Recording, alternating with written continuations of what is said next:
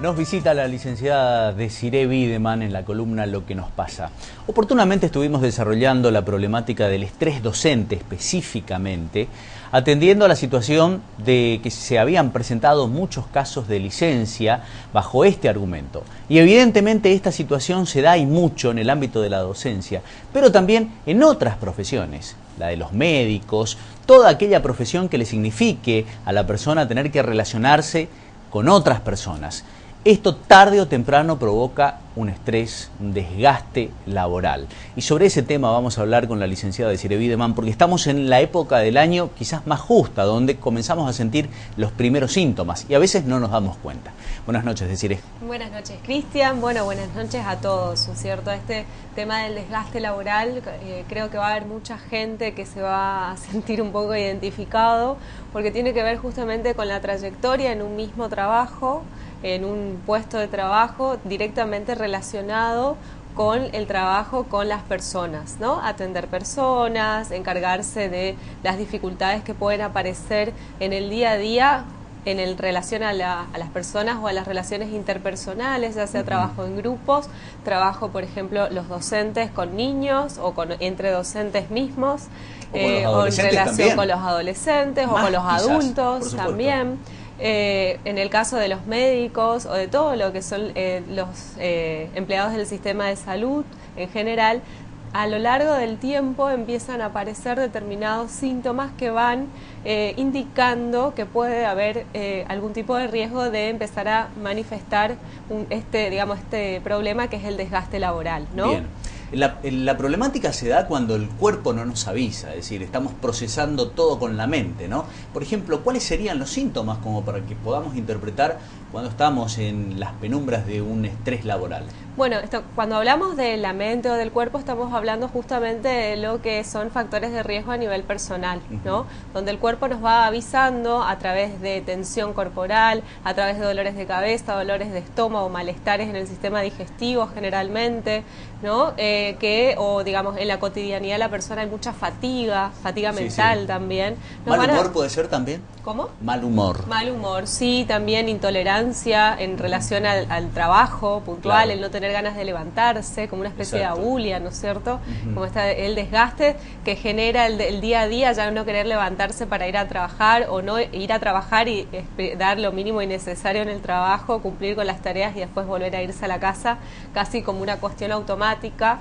Quizás antes uno se daba cuenta que eso no lo hacía así, ¿no? Exactamente, que al principio empezamos más. Con muchas ganas. Esto se da mucho en el ámbito de la docencia. Bueno, ellos de hecho tienen un sistema de convenio colectivo de trabajo que les permite acceder a una licencia por estrés. Ahora, fue cuestionado este tema porque había como un abuso de licencias por este sentido. Sin embargo, sabemos que los docentes llegan a la mitad del año, si no tienen sus vacaciones, están realmente agotados mentalmente, porque no es fácil trabajar con niños ni con adolescentes. Las estadísticas hablan de que ya las licencias empiezan, en el caso del docente ponemos como ejemplo, ¿no? Porque por ahí la gente lo puede relacionar mejor.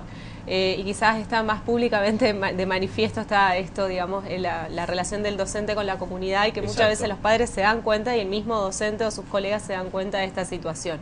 Entonces van explicando de que quizás están malhumorados y las licencias se van dando ya a principio de año, ¿no?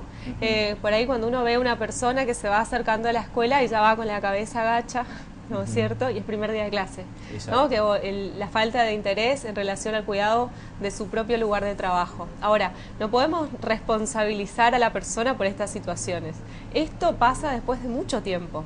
Esto pasan años hasta que la persona llega a este tipo de situaciones. Exacto, justamente te quería preguntar, hay un segmento etario que indica que están predispuestos a la intolerancia, al trabajo y demás, y que no se da en las personas jóvenes cuando recién empiezan a construir su ámbito laboral, porque tienen muchas ganas, están deseosos de hacer cosas nuevas, pero ya la otra persona que tiene un tiempo sí comienza a tener esos síntomas. Exacto, aparecen estos síntomas y después aparecen también con una enfermedad por ahí que ya se constituye como enfermedad y como un trastorno, que es el síndrome del burnout, ¿sí? Ajá, que lo hemos hablado oportunamente. Exactamente, que esto ya es el síndrome del quemado, el que llamaríamos, en el cual ya aparecen ataques de pánico, trastornos de ansiedad, depresión, quizás alguna otra patología más graves, ¿no es cierto? Que esto ya es como más difícil después de revertir, ¿no es cierto? Entonces, ahora, ¿qué pasa, Desiree, cuando la persona que atraviesa esta situación lleva su problema, que seguramente debe ser así, a la casa?